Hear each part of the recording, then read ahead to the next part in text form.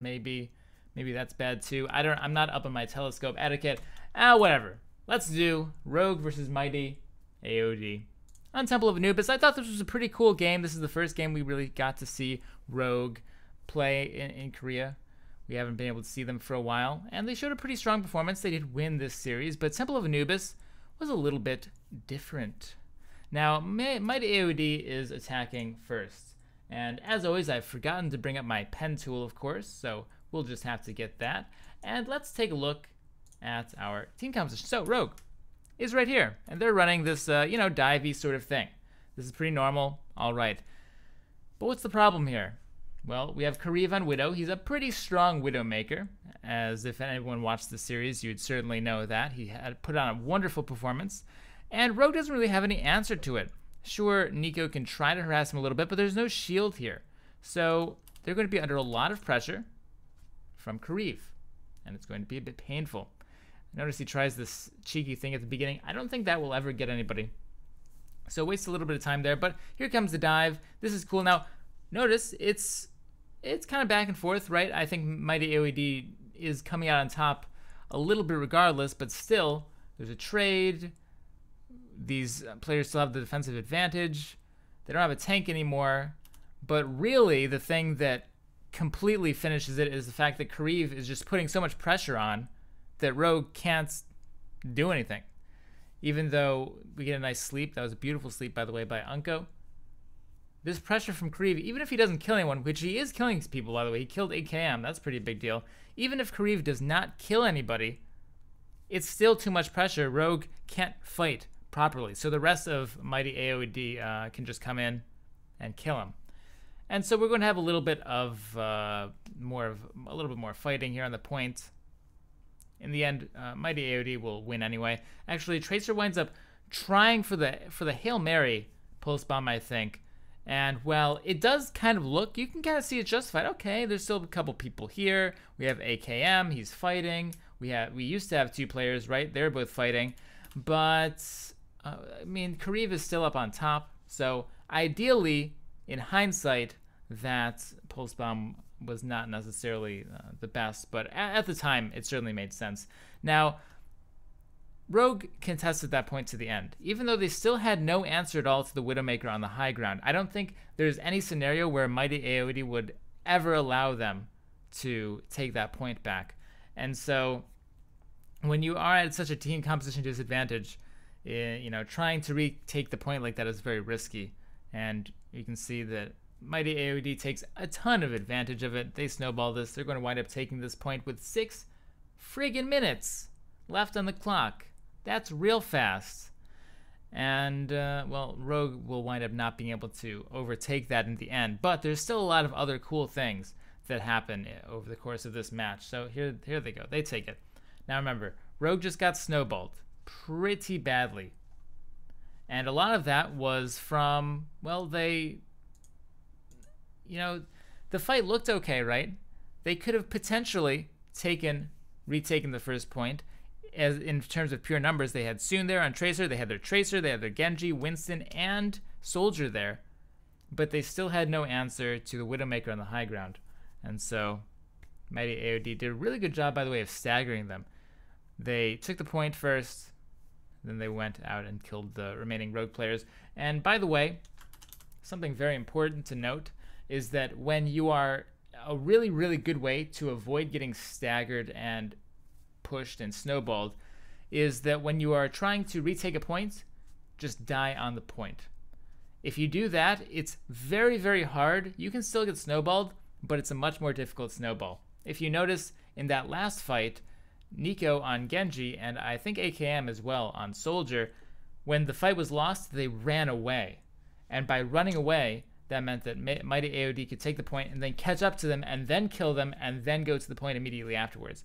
If you're on the point, then no matter what, the worst that can possibly happen is you're killed sometime before the point is capped. You can never be killed after the point is capped. Obviously, if you're on the point, they can't cap it, so they can't kill you after they take the point. You can still get snowballed with a Lucio speed boost and some good coordination, but it's much less likely to happen. So if you're not sure, if you're saying, oh, should I run away? Should I, will they kill me? Will they catch up to me? Just run onto the point because they're forced to kill you. All right, we get it. We get it. So let's look at this. Rogue is running, honestly, what is a somewhat similar strategy. Pharah is, you know, similar to Widowmaker in that it's very good long-range projected damage. Obviously, they're much different in a lot of different ways, but still, with no shield, a Pharah is incredibly strong. Imagine if Mighty AOD, wow. Mighty AOD was sitting up here like Rogue was before. The Pharah could just kind of hover in the air, shoot down, and that'd be bad news bears. But Mighty AOD is playing this composition properly. So when Rogue played this before on the first point, remember, they were standing up. They were really playing up with their composition, their mobile composition. And normally that's good, but on Temple of Anubis, it gets a bit awkward because you can't project it very well past the actual choke point on defense. And so as an attacker, you can just pick these long-range heroes like Widow and go pop, pop, pop and kill them. But here we see that Mighty AOD is standing in the back by the point. And so there's lots of cool stuff you can do back here. There's this high ground up here. There's this high ground up here. There's this thing up there that you can't see off camera.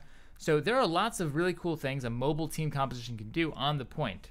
And so I like that Mighty AOD is standing back there. It's really limiting AKM's ability to do anything. Still, it is a Pharah. There's no real answer to the Pharah. Yes, Kariv's on soldier, but a single soldier is not enough. And AKM, theoretically, I think, had the ability to really take this fight over, but he just backpedaled straight into Thorncut's D.Va, and, well, that was bad news bears. So preferably a little bit more awareness from AKM, but hey, it happens. Who would have thought the D.Va would be up there, right? He also didn't have Unko, his Mercy, with him, and so he was playing a little bit overly aggressive compared, I think he thought that the Mercy was with him, and it was just a little bit of squibble squabble. It happens. But now Rogue is trying to go up again. Remember, they saw the Pharah. There's still no real answer to this Pharah from Mighty AOD. Mighty AOD will be purely using positioning to deny the impact the Pharah can potentially have and say, we'll eventually deal with her. We will eventually deal with her, even though we don't have too much of a way for now. So the initiation comes in for Rogue. They take some people out, but notice, still not able to actually frag, despite that being a pretty good initiation. They got the jump on D.Va, who was out of her mech.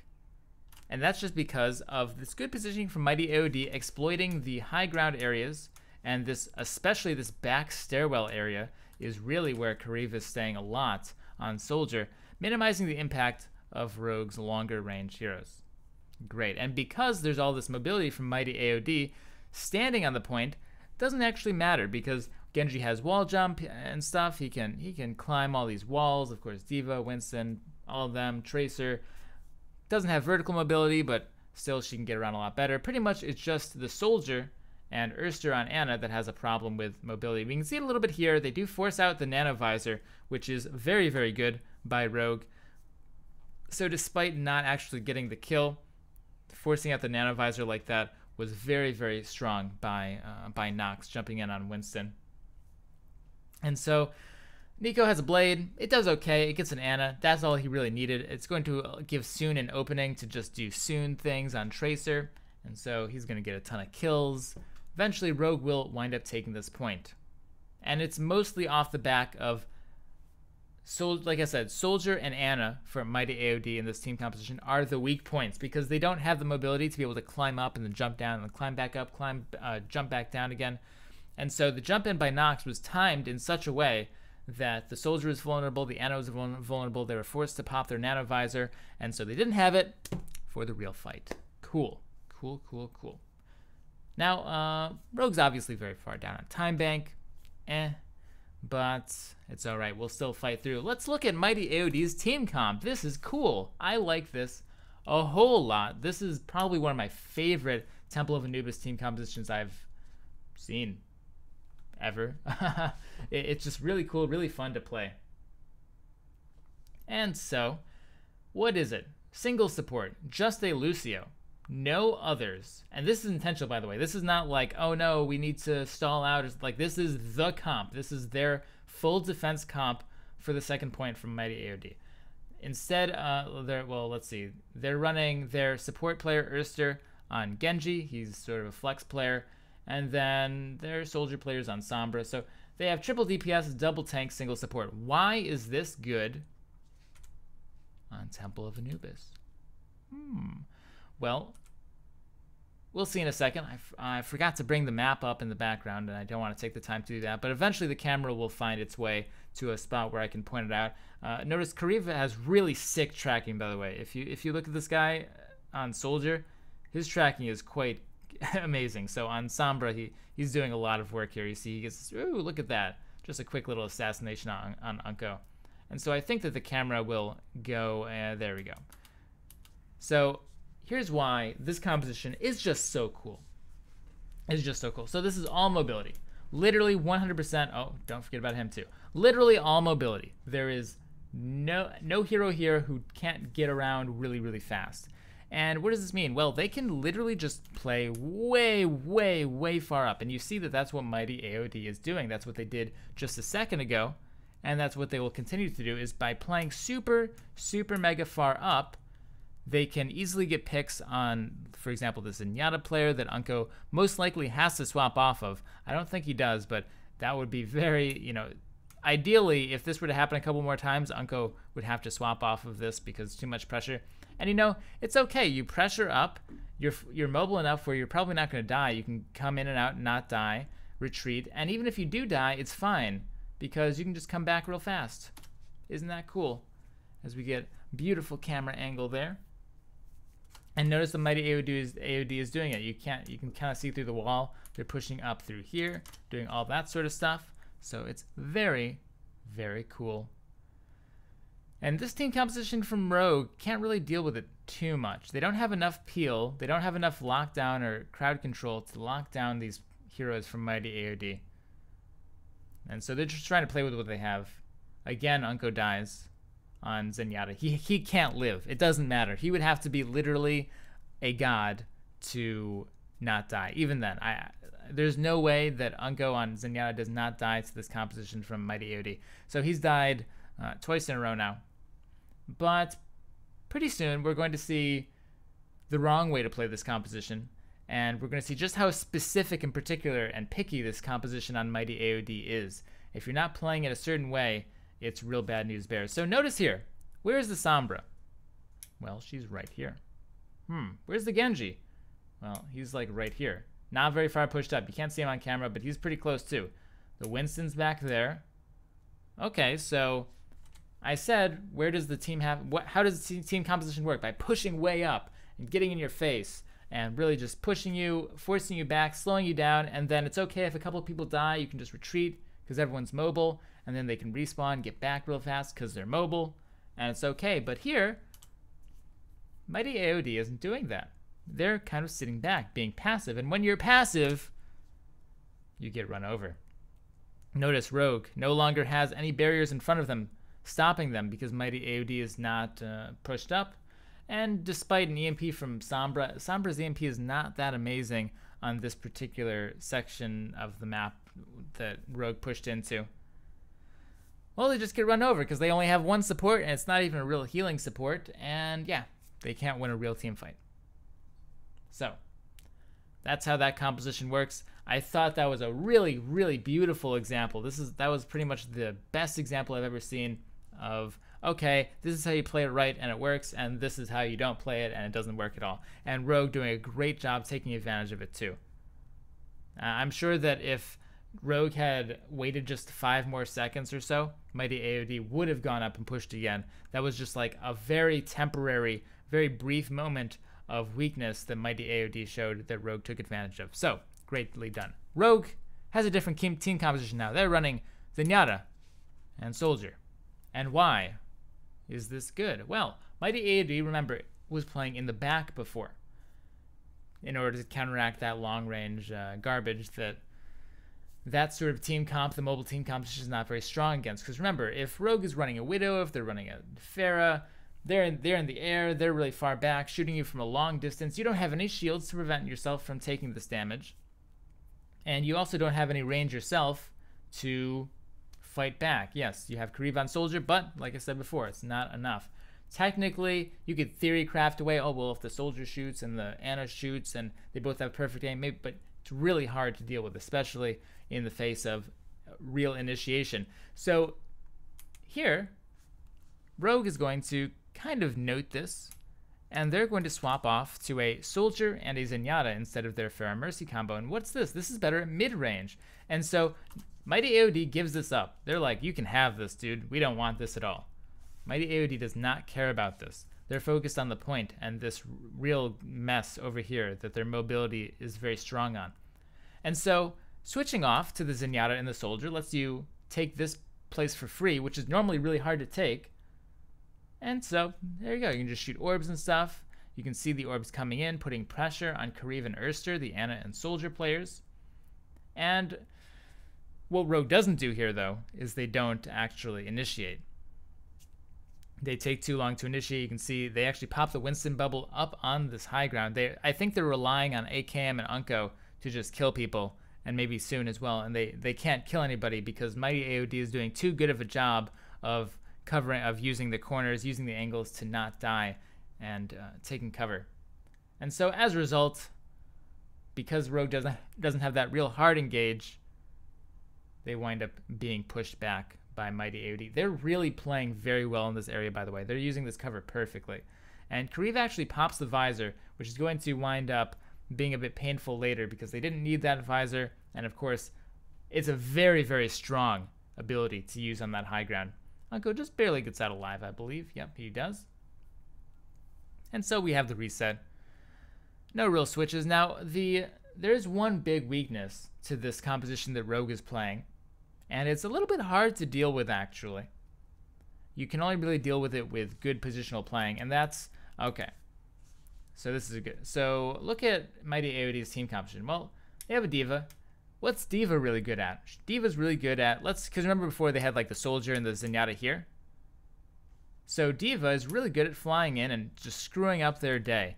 And Unko's a little bit vulnerable, more vulnerable than, for example, an Ana.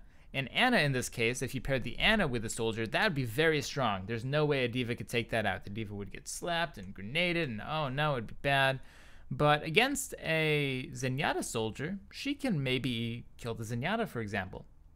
And there's no appeal for these guys back here, because presumably Nox and Nico are both jumping in.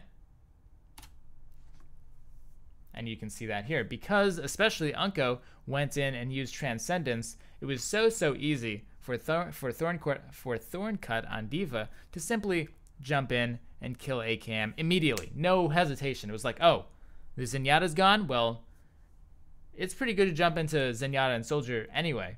But just a single Soldier, yeah. Thorncut will do that every day, anytime. No questions asked. Nico caught a little bit behind enemy lines here, but he did a good job of keeping the mech alive. That's going to be very important. As AKM comes back, he has nice helix onto the Tracer player from Mighty AOD, Diem. And as a result, eventually Rogue will just sort of force their way through. By the way, can you look at this? Look at this tracking, just perfect. Boo! All headshots down. Beautiful. And so Rogue will now eventually push their way into this point and take it just by pretty much raw aim and stuff. Mighty AOD, well, plus, like I said before, their composition that Rogue swapped off to is much stronger against Mighty AOD's composition that just stays back. And so they actually get, we see, they get a kill on Erster. That's quite strong. Fate is still dead. That is the Winston player. But Kariv here does a great play. And this is something that is good at actually stopping these, well, it can be potentially good at stopping these snowball situations because what do you know? You have more information than usual, right? You know that Rogue, upon killing Erster, your Ana player, is going to try to just go and just flood onto the point. They want to cap it as fast as possible, kill everybody. So you know, okay, they're going to be going in the center, right? Because that's the fastest route. They will definitely be going in the center. Look, they won't be going this way. They won't be, well, they could, but they're probably going in the center, maybe going here, definitely not going there. So, Kariv uses this knowledge to his advantage. He takes this path. He sprints through. He knows it's 100% safe because Rogue will be trying to go through the center because they are snowballing. They want to go fast. They will definitely not take this left path. Ideally, maybe you have someone check it, right? But in this case, Rogue did not. So Kariv comes around the back, that left side that we were talking about before. He has a visor ready. And so this visor will basically shut the fight out. It's going to force the D.Va back. It forces Unko to be very scared and terrified. It forces everyone back. And it even contributes to a kill. And so Rogue is forced away. So 45 seconds left. We see that Mighty AOD is playing basically the same composition they were playing before, except instead of, well, okay, finally they swap. Okay, there we go. So Kariv was playing Soldier because he was on Soldier from last point. He swaps off now. That's how important this specific composition is to Mighty AOD. And so Sombra is going around hacking health packs and stuff. It takes a little while for her to come fully online, but here we're seeing that Mighty AOD does actually give up a little bit of room once again because they're, like I said, Kariv on Sombra was going around hacking health packs for a little bit. But it's okay. Mighty AOD still manages to hang on this time because Rogue didn't have quite as clean of initiation. Mighty AOD was on them faster than they were before because they had already seen that play, so that's where I assume the better reaction time came from.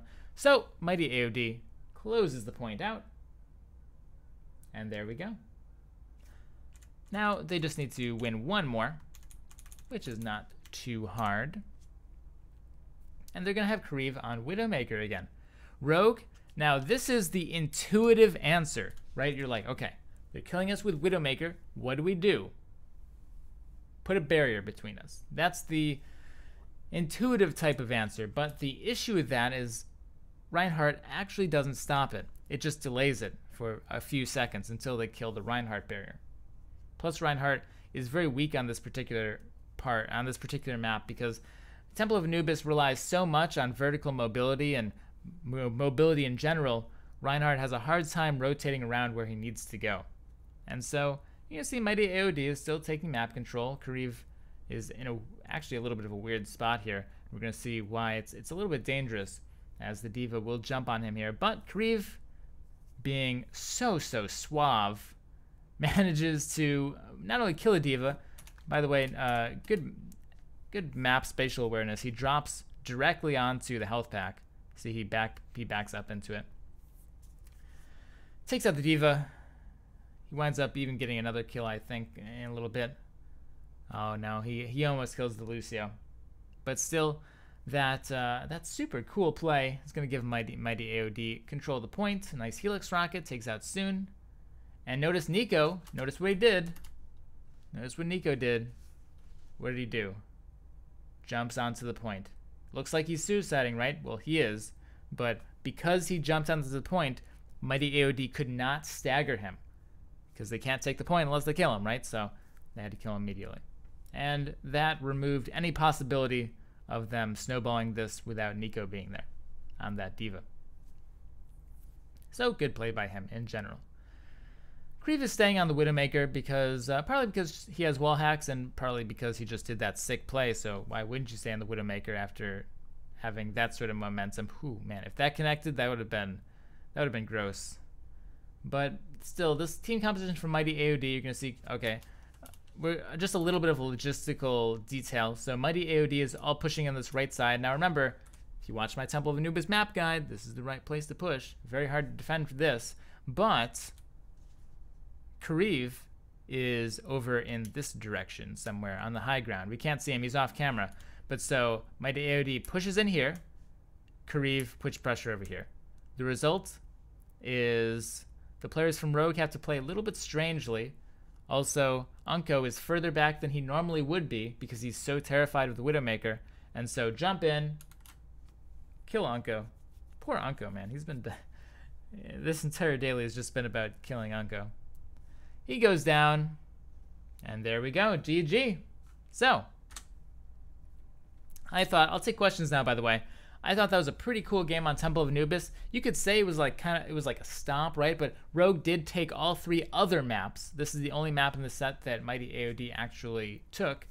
And so, yeah, Rogue clearly a team that you might say is stronger, but Mighty AOD showing some pretty cool strats and good interactions there, I thought, that really showed off some good old Overwatch.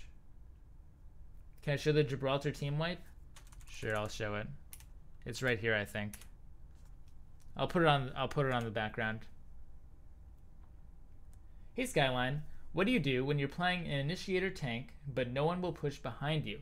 Should you just play another hero? Well, people will always push at some point. There it is, by the way. That was a sick play.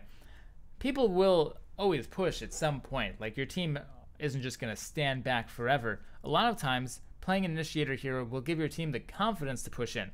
But you have to be able to judge that level of confidence and reaction time. Like, if you can't just play like you're in GM and it's like, okay, dive in Winston, everyone's going to go with me most of the time, right? If you dive in as Winston and it's technically the best play ever, if you were in a pro match, that's what the pro player would do. It's an analyst would say, oh yeah, that is the correct Winston play. That is exactly what you should be doing. And yet your team doesn't follow up. Well, you'll still lose. So you have to sort of judge it. Communicate if you can. If they don't answer, then that's okay. Kind of get a feel for what they're trying to do and initiate in a way that you know is to their pace. And if it's not working, if it's just like Widowmaker, Hanzo, Junkrat, the slow roll sort of never actually go fight them, just try to get picks, then yeah, swap off. Even if it's a technically good pick, and even if your pick is like good and their pick is bad, they're not going to swap off of their pick, so you have to try to make something a little better. If they're playing really pokey long range comp, then do something that helps that out, like an Orisa, for example, is very strong with that. Let's see. When is it good to have one support on defense? Can Sombra count as half? Sombra doesn't count as half of a support, but we're really talking about healers here. So Sombra, when you're running one support, you have to make sure you have enough healing on your team that's not support oriented. For example, or self-sufficient heroes that don't need heal. Sombra does not need to be healed. She's self-sufficient. She's always going to be able to translocate back to a health pack. Tracer, self-sufficient, doesn't need a healer. She can either heal herself with her recall, or she can go and get a health pack very easily. Tracer really plays health packs very well. What other heroes are there? Soldier, kind of self-sufficient, right? Roadhog, kind of self-sufficient. He can heal himself. Reinhardt, not. Needs a lot of heals. Orisa, not. Needs a lot of heals. McCree, not self-sufficient, right? Reaper, yeah, kind of. So think about it. Okay, if my team's like Soldier, Tracer, Sombra, Roadhog, and Zarya, self-sufficient, has shield, regenerates by itself, right? I mean, one healer is probably okay. It's probably not the worst thing in the world. But if you're full of heroes like McCree, Reinhardt, Orisa, very thirsty heroes, Pharah, heroes that need the healing really badly, that's when you play the two supports. And the reason why you generally see it on defense instead of offense is because on defense, you have more luxury of having heroes use self-heal and stuff like that. Cool. We'll take one more question. One more. All right. Let us see. What other maps is Sombra good on? I'll say that, well, I'll just say one for now. I'll say Volskaya Industries. We're talking about defense here. This same strat would work also very well on Volskaya Industries, for example. That's another map that you can really abuse the mobility. You can push forward, all that stuff. So maybe not like the one. Yeah. I mean, we saw Evil Geniuses in a different daily play the quad DPS with the Sombra and one support, just like here, and that worked. That we saw that was technically a pretty good strat in the way they executed it. So yeah, there we go. I'll give you Volskaya Industries as one. Also, As a bonus, I'll say Eichenwald. We don't really see much Sombra on Eichenwald, but I think Eichenwald is theoretically not too bad if you think about it. If you use your brain, if you really do a thinker. Anyway, guys, that's all for today. I think I'm gonna end the stream just here as well, so I won't be playing any games. I will be playing though Saturday and Sunday, so tomorrow and Sunday I'm gonna be trying out PlayerUnknown's Battlegrounds because on the weekend we play non-Overwatch stuff. So you can go and check that out. I'll be playing with Matchroom in duos probably, or someone else from Overwatch. We'll go ahead and see. But anyway, guys, never forget to stay positive. Have a great day. See you soon.